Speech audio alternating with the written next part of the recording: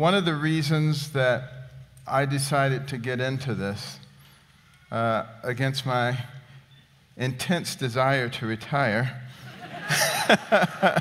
and to relax after 15,000 operations and 36 years of 12 to 16-hour days with lots of stress. But it does prepare you well for this. There's no question about that. But it was because I was afraid that we were starting to lose a part of who we were as Americans. And part of that was our freedom to live as we wish, to live by our faith, to live by our beliefs, to speak about what we want to speak about.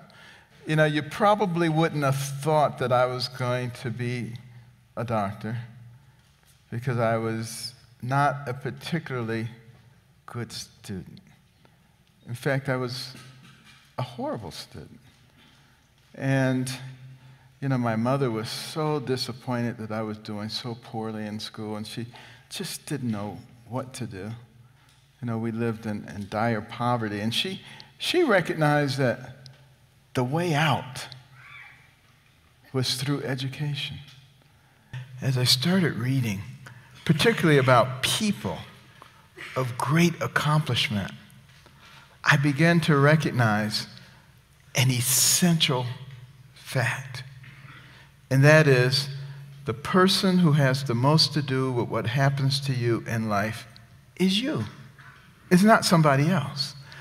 And once I understood that, my mother didn't have to make me do stuff because I knew that despite all the negativity around me, that I could accomplish anything I wanted to as long as I was focused, as long as I was willing to put the effort behind it.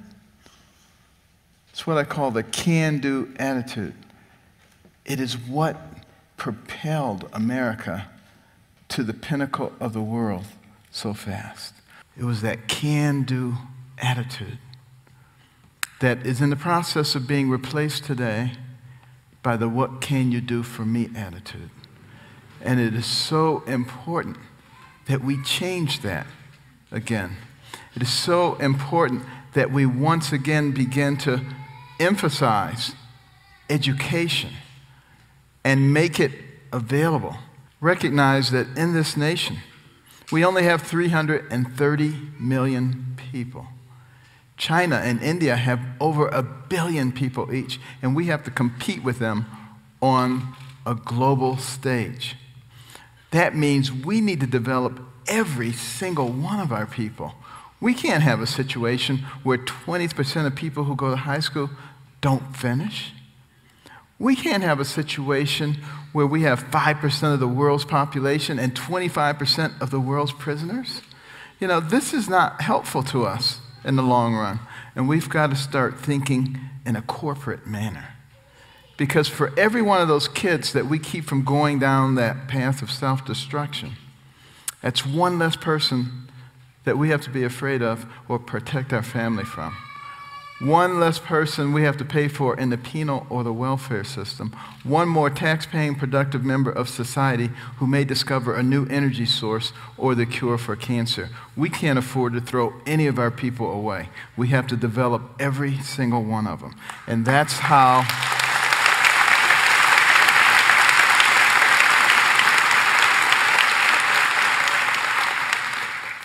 we become strong again.